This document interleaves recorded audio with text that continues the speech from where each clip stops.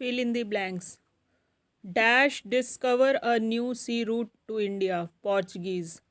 In 1650, the Mughal Emperor Jahangir allowed to the English East India Company to set up a factory at Surat. The French was defeated by the British in the Carnatic Wars. Fourth, the subsidiary alliance was introduced by Marx Vallejali.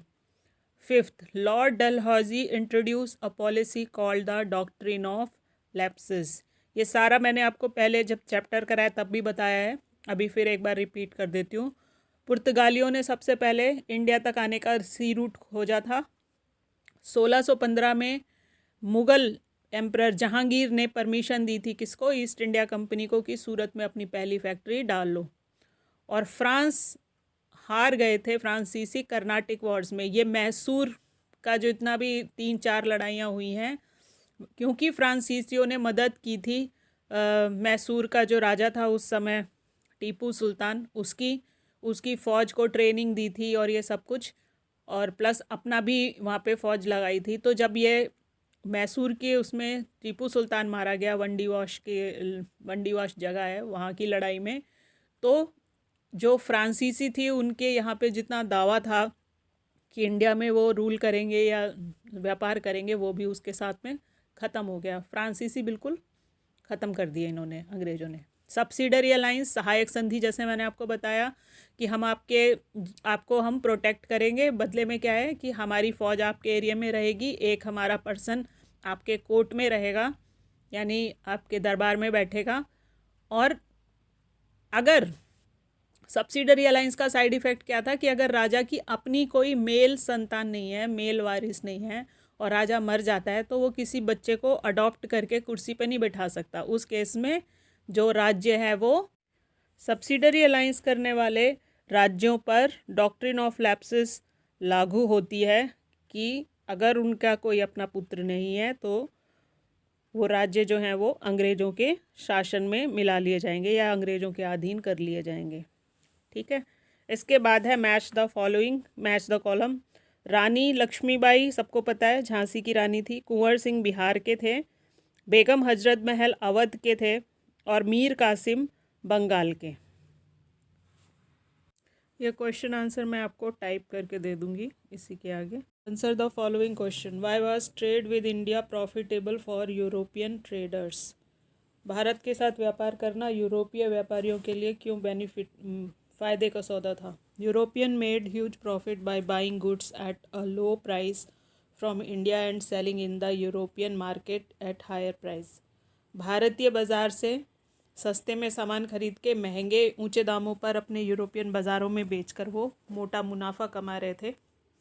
Y did British want to gain control over Bengal. Answer, Bengal was one of the richest province in India at that time. Therefore, the British wanted to gain control over Bengal.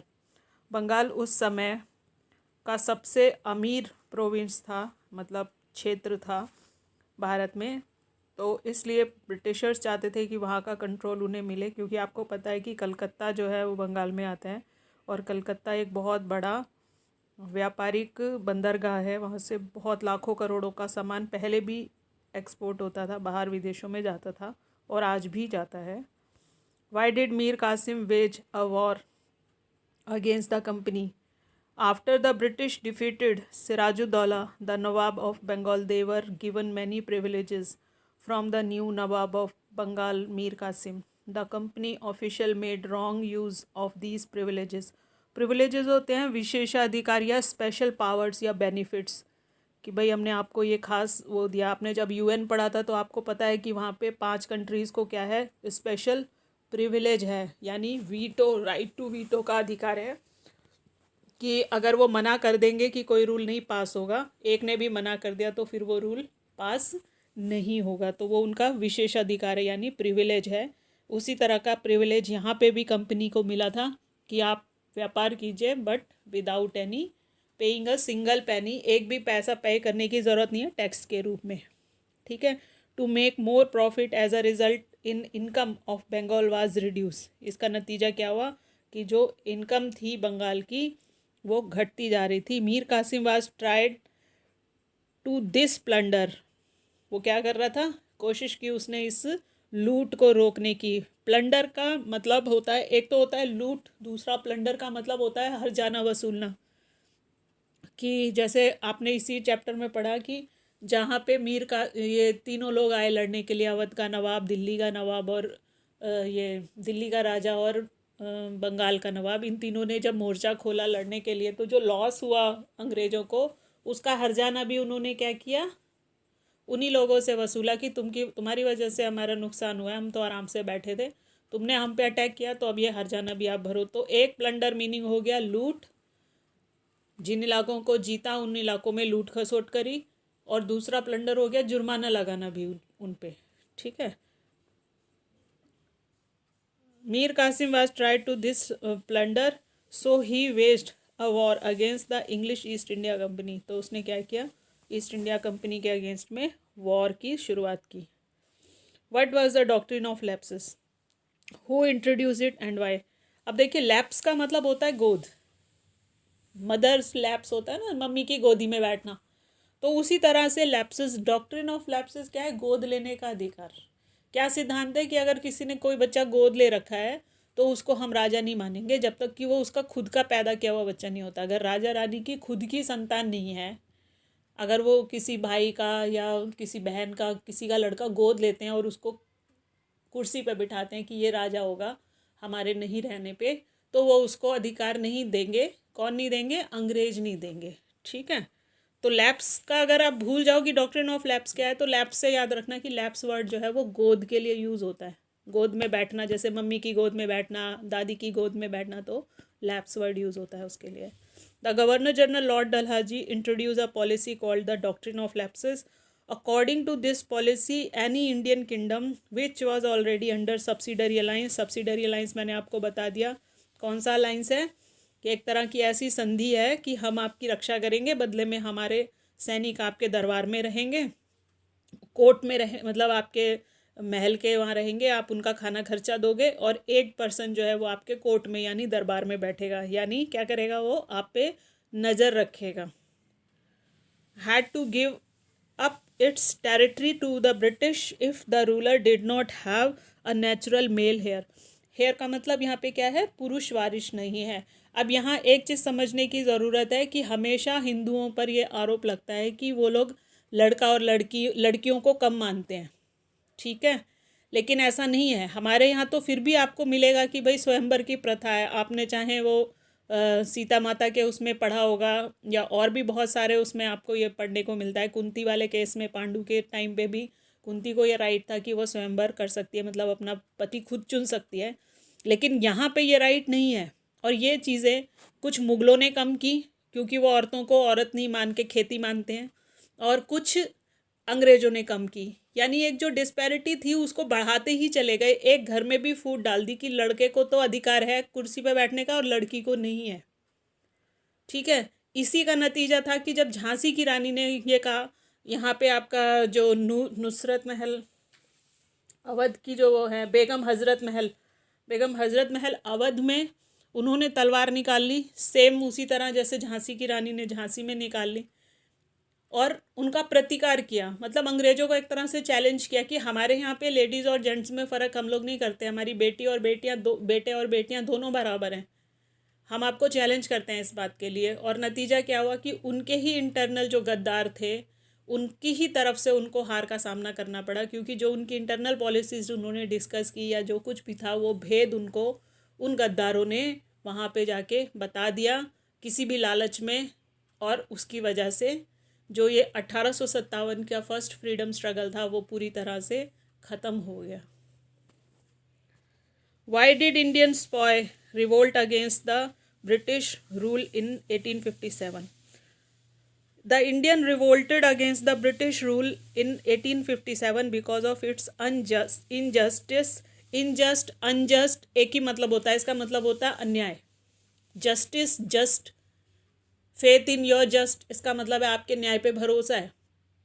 और unjust, unjust, ये word है अन्याय के लिए use होते हैं।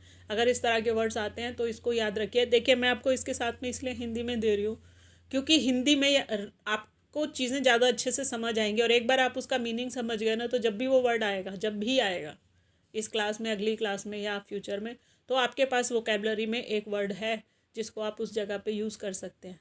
ठीक है। And exploitative of nature, exploitation, exploitative, tension, ये एक्सप्लॉयटेशन, एक्सप्लॉइट का मतलब ही होता है शोषण करना। एक्सप्लॉइट करना, शोषण करना। शोषण मतलब किसी से बहुत सारी चीज़ों का, मान लीजिए कि आपके पास में कोई इंसान आया, एक छोटा सा एग्जांपल देती हूँ, आपके पास में कोई लड़का आया, उसने देखा कि आपके टिफ़िन में बहुत सारा सामान है, तो उसने आपसे थोड़ी हेल्प मांगी कि भाई मेरा आज टिफ़िन नहीं लाया, मेरे को थोड़ा सा खाना दे दो। आपने उसको दे दिया। फिर उसके बाद में उसने कहा मैं पानी भी नहीं लाया, पानी दे दो, तो तुमने उसको पानी भी दे दिया, उसने पानी भी पी लिया। अब क्या है, अब वो धीरे धीरे करके ना फैलना शुरू हो गया कि यार मैं पेंसिल भी नहीं लाया, पेन भी नहीं लाया, रबड़ भी नहीं लाया, ये भी नहीं लाया, तो फिर तू करने क्या आया, है ना।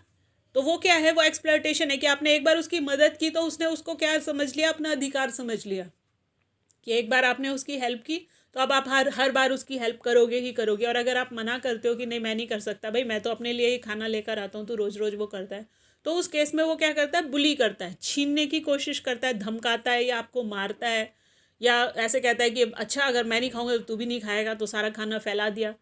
ये जो चीज़ें हैं, ये क्या है, ये एक्सप्लॉयटेशन के अंडर में आती है। या आपकी क्लास का, आपके स्कूल का छोटा सा एक एग्जाम्पल दिया है मैंने। जब बड़े लेवल पे होता है, तो जब किसानों के साथ ऐसा हो रहा था, जो सैनिक थे उनके साथ ऐसा हो रहा था कि उन्हीं के लेवल पे अगर कोई अंग्रेज है तो उसको 100 रुपये मिलेगा, और अगर वो है काम कर रहा है, उससे ज़्यादा काम कर रहा है, तो उसको सिर्फ 10 रुपये मिलेंगे। तो फ़र्क समझ रहे हैं। इस तरह का जो एक तरह से अन्याय हो रहा था, उसने इस चीज़ को और बढ़ावा दिया कि 1857 में सबसे पहले मंगल पांडे, जो जिनकी तरफ से ये बात आई थी, बहुत सब कुछ, वेजेस भी कम मिल रही हैं, काम भी ज़्यादा करना पड़ रहा है, उसके बाद जब धर्म पर आघात होना शुरू हो गया, जैसे मुस्लिम्स के लिए सुअर का मांस या सुअर की चर्बी बैन है, उनके धर्म में उसको अलाउ नहीं करते हैं।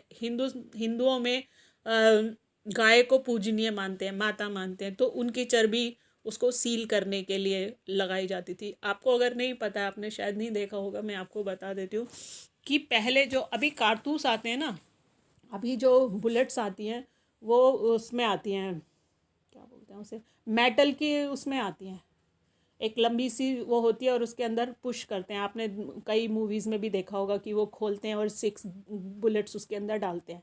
लेकिन पहले ये बुलेट्स ना पैक आती थी। पैक कैसे आती थी, जैसे आप टॉफ़ी खोलते हैं ना, टॉफ़ी ट्विस्ट करके रहती है, उस तरह की ट्विस्टेड फॉर्म में ये आती थी।